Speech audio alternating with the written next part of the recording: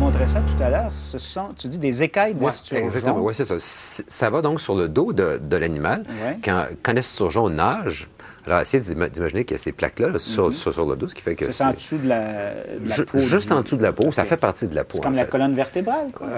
Pas vraiment. Je ne suis pas un spécialiste en biologie marine, mais je te dirais que c'est un outil de protection, finalement, que l'animal a sur le dos ici. C'est ça. Alors, André Sénécal, que j'ai rencontré, ce qu'il va faire, lui, c'est qu'il va acheter la peau. Ouais. Il va prendre chacun de ces os-là qui se trouvent à être ici, là, comme ça. Ailleurs, on les jette, là. On ne sait pas quoi faire avec ça. On ne sait pas quoi faire avec ça, exactement. Il y en a aussi sur le côté-là, et il y en a quelques-unes de chaque côté. Donc, il va utiliser ces pièces-là, puis il va les sculpter, ni plus ni moins. L'esturgeon noir qu'on retrouve dans le fleuve Saint-Laurent, on en retrouve à un seul autre endroit au monde, c'est en Russie. Alors, ce qui fait que le travail d'André Sénécal... Le caviar? Oui, entre autres. Et c'est ce qui fait donc que son travail est unique au monde. C'est que, à sa connaissance, il n'y a pas personne d'autre qui fait ce type de travail, qui utilise donc les écailles d'esturgeon. L'idée, c'est d'avoir beaucoup d'imagination au départ. T'sais, si je te montre ça, par exemple, ça fait penser à quoi? C'est un oiseau. Oui, un oiseau ou un papillon, exactement. Alors, c'est ce que lui va faire aussi. En utilisant ça, il va les transformer en poissons, par exemple, en les travaillant. Et ça a des formes différentes. C'est ça. Il y a des formes, il y a des patterns, si je me permets l'expression, qui vont se répéter, mais il y a certaines pièces qu'on va retrouver, par exemple, dans le museau du poisson. Dans d'autres cas, ça serait une pièce comme celle-ci qu'on retrouve sur le côté, exactement comme celle-ci. Alors, l'idée, c'est d'avoir beaucoup d'imagination. Un peu d'équipement. Un peu d'équipement. Et un esturgeon. Et un esturgeon. Alors, lui, il n'y a aucun de ces problèmes parce qu'il y a tout ça dans un petit paradis en plein milieu de la forêt à Cap-Saint-Ignace. Allons-y faire un tour.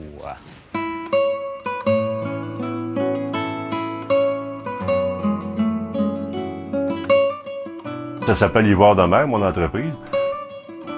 L'écaille d'esturgeon, c'est une sorte d'ivoire, en fait. Ça a été analysé à l'Université Laval en 2002.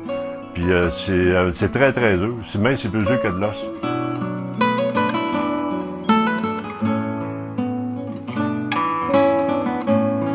Les écailles de l'esturgeon, c'est collé sur la peau de l'esturgeon.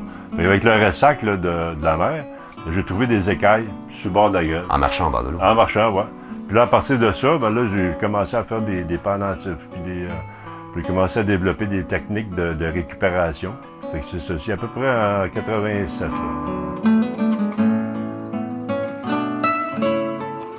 Alors, Sandré, c'est la peau de l'esturgeon que tu utilises pour aller chercher ces pièces-là. C'est ça, oui.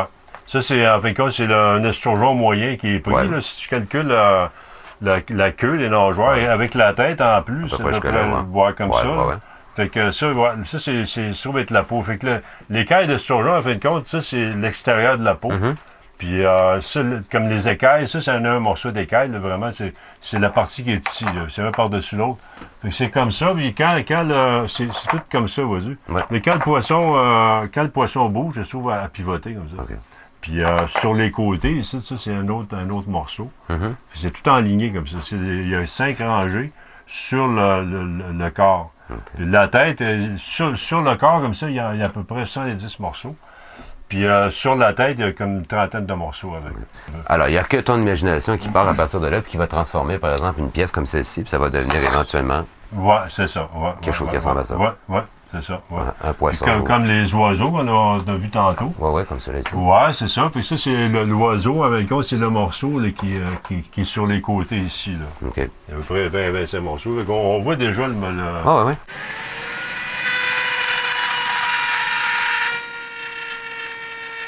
Les bijoux que je fais, évidemment, avec l'écaille d'esturgeon, c'est des gens qui apprécient ce qui est fait ici au Québec et qui viennent, c'est un produit naturel. C'est unique.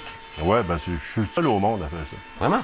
Oui, c'est ça. 60 de la pêche mondiale de l'esturgeon noir se fait ici, dans la région de Montmagny, Kamouraska. À part ça, il y en a en Iran. Puis il y a différentes espèces d'esturgeons. Ici, c'en a un petit.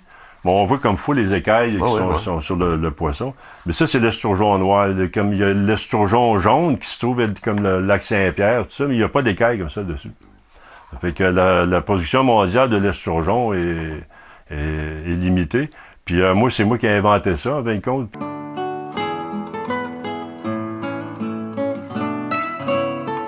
Ah oui, c'est un beau coin. C'est tranquille.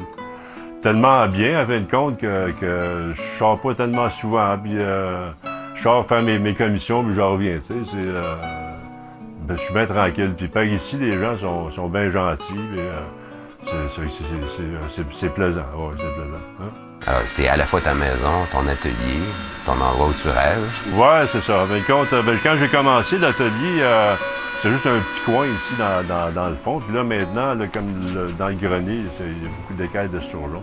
Je suis comme un peu à l'étroit, en fin de compte, là, mais c'est ça. Je suis tellement bien ici là, que j'aime autant m'arranger avec ce que j'ai ici. Puis peut-être, comme là, j'ai loué du propriétaire une petite bâtisse là, pour mettre plus de matériel là-dedans. J'aime la vie d'artisan, des métiers d'art. Puis c'est comme un travail autonome, puis c'est plaisant. Puis moi, il y a une partie que j'aime, évidemment, faire des bijoux. C'est le fun. J'invente toutes sortes de bijoux. À chaque année, j'invente un nouveau bijou. Parce que les femmes t'appellent à oui, c'est ça. Ouais. Puis il y a toutes sortes de trucs. Comme là, les cadres, ça a été nouveau. J'ai reçu une subvention du Mamrot l'année passée, ministère des Affaires municipales. Puis ça m'a permis de développer des nouveaux produits. Évidemment, cette partie-là, j'aime ça, inventer de nouveaux produits, faire de la production. Mais ce que j'aime aussi, c'est de récupérer des écailles d'esturgeon. Là, je me trouve à passer 3-4 mois par année. Je récupère pas ça ici, je récupère ça ailleurs, chez mon pêcheur d'esturgeon, Mario Bouffard. Là, je me trouve être à l'extérieur, puis j'ai le contact avec les pêcheurs d'esturgeon, c'est le fun, tu sais. Puis je vais à la pêche avec eux autres. Fait que, c'est un autre travail qui est plus physique, puis j'aime bien ça aussi.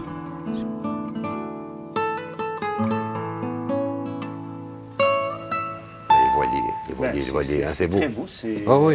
Beaucoup d'imagination, oui. Avec finalement une ressource là, qui se trouvait là, qui est renouvelable. Qui était inutilisée. Toi, un poisson, un esturgeon, peut avoir jusqu'à 70-90 pièces que lui va être capable de réutiliser par la suite. Alors, il y a à peu près 500 000 morceaux chez lui, 1 demi-million à l'heure actuelle. Il y a un bon inventaire pour prendre les commandes. Ouais. On peut acheter ça où? C'est une bonne question que tu me poses là. Moi, j'ai découvert ça lorsque j'ai visité une boutique à Sainte-Anne-des-Monts, chez Exploramer. Boutique touristique. Je regardais ce qu'il y avait autour, tout ça, puis je vois ces bijoux-là. Là, c'est intéressant, ça vient d'où? Et là, je découvre qu'il y a un site web, ivoiredemer.com. Alors, j'ai donc pu fouiller, puis comme ça que j'ai trouvé ce gars-là. Alors donc, on va retrouver ces œuvres dans la plupart des boutiques où on offre des souvenirs. Qui sont reliés à la mer. Je sais qu'au Biodôme, il y en a entre autres. Et si vous visitez son site Internet, de toute façon, vous allez trouver la liste des endroits où on peut se procurer ces œuvres. Ça coûte cher, un bijou? Bien, sais-tu, moi, j'étais assez surpris de voir que pour une vingtaine de dollars, on pouvait facilement trouver un bijou. Non, pas plus que ça. J'étais vraiment surpris. Je pense que ça vaut plus que ça, compte tenu de l'effort qu'il y met. Là. Je ne veux pas donner son gérant, mais... Non, mais en tout cas, peut-être que les prix vont monter cette année. C'est étonnant parce qu'avec le travail qu'il y met, puis c'est rare aussi, puisqu'il est seul à en faire. Oui. En tout cas, profitez-en, on en reste encore à 20 $. Oui, et c'est surtout un type fort intéressant, fort sympathique. C'est aussi un chansonnier. Alors, il se pourrait que dans des boîtes à chansons, occasionnellement, vous ayez la chance de le voir chanter. Est-ce qu'il pêche aussi? Et oui, il pêche aussi avec ses amis. Ça fait partie d'une de ses passions, de débarquer, d'aller à la pêche à l'esturgeon. C'est quelque chose que je ne pensais pas qu'il existait vraiment chez nous. Pourtant, à la hauteur de Montmagny, il y en a pas mal dans le fleuve Saint-Laurent. Bon. Eh bien. Et la ressource n'est pas menacée. Non, mais tout de même, on ne peut pas faire de caviar parce qu'elle est protégée. Parce que là, ça serait évidemment. Quand même. Voilà. Écoute, on est en communication avec Mylène Paquette. On va lui parler après la pause. Puis je vais te demander de rester parce que toi, grand marin, tu as peut-être des questions à lui poser. Mylène, je vous rappelle qu'il vient de terminer son grand périple. Elle est arrivée hier soir et elle nous attend à sa chambre d'hôtel à la Barbade. On va lui parler dans un tout petit moment. À tout de suite.